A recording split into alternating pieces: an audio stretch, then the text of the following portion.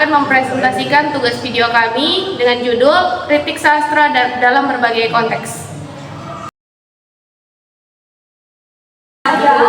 Kritik sastra dalam konteks sosial membahas bagaimana sebuah karya sastra berhubungan dengan kehidupan masyarakat di sekitarnya.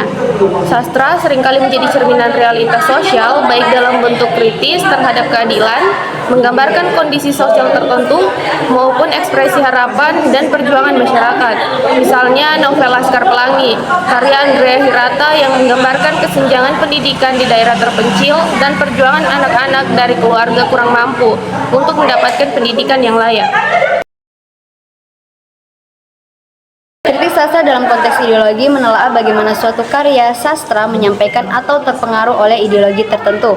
Ideologi ini bisa berupa kapitalisme, sosialisme, feminisme, hingga postkolonialisme. Sebagai contoh, novel Gadis Pantai karya Pramudia Anantatur mencerminkan bahwa kritik terhadap sistem patriarki yang membatasi kebebasan perempuan di masa lalu. Sastra dalam hal ini menjadi alat bagi penulis untuk menyampaikan pandangan atau perlawanan terhadap ideologi yang berkembang di masyarakat. Kritik sastra dalam konteks politik menyoroti bagaimana suatu karya sastra merefleksikan, kritik, atau bahkan mendukung sistem politik tertentu. Banyak karya sastra yang digunakan sebagai bentuk perlawanan terhadap kekuasaan yang dianggap menindas. Misalnya, puisi W.S. Rendra kerap mengkritik kebijakan pemerintah yang tidak berpihak kepada rakyat kecil. Selain itu, novel 1984 menggambarkan bahaya totalitarianisme dan kontrol ketat pemerintah terhadap masyarakatnya. Kritik sastra dan budaya. Kritik sastra dalam konteks budaya melihat bagaimana suatu karya sastra menggambarkan, mempertahankan, atau bahkan mengubah budaya suatu masyarakat. Karya sastra bisa menjadi media untuk memperkenalkan tradisi dan nilai-nilai budaya kepada generasi selanjutnya. Contohnya, novel Siti Nurbaya karya Marah Rusli mencerminkan budaya perjodohan paksa yang pernah berkembang di masyarakat Indonesia. Dari karya sastra ini, kita dapat melihat bagaimana budaya tertentu dapat menjadi sumber konflik bagi individu yang ingin melawan tradisi yang mengikatnya. Baik, yang berikut kritik sastra dan sejarah. Kritik sastra dalam konteks sejarah menelusuri bagaimana sebuah karya sastra menggambarkan, dipengaruhi oleh, atau bahkan mengubah pemahaman kita tentang peristiwa sejarah.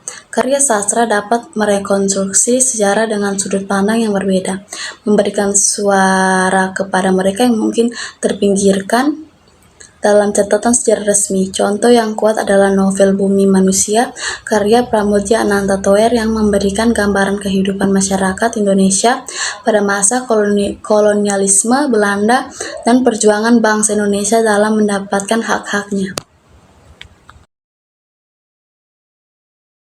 Itu peran kritik sastra dalam masyarakat. Kritik sastra memiliki peran penting dalam masyarakat karena dapat membantu pembaca memahami makna yang lebih dalam dari sebuah karya sastra.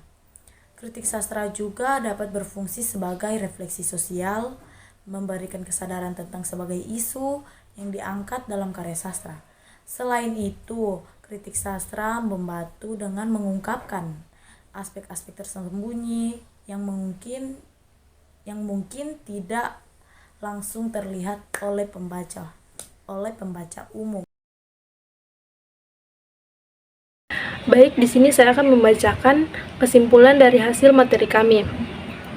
Dari pembahasan tadi, kita dapat melihat bahwa kritik sastra tidak hanya berfokus pada keindahan bahasa, tetapi juga pada bagaimana karya sastra berhubungan dengan berbagai aspek kehidupan, seperti sosial, ideologi, politik, budaya, dan sejarah. Melalui kritik sastra, kita dapat memahami bagaimana sastra berfungsi sebagai alat untuk menyampaikan pesan, memperjuangkan keadilan, serta mendokumentasi peristiwa penting dalam kehidupan manusia. Sekian video presentasi dari kami ucapkan wabillahi taufiq wal hidayah. Wassalamualaikum warahmatullahi wabarakatuh.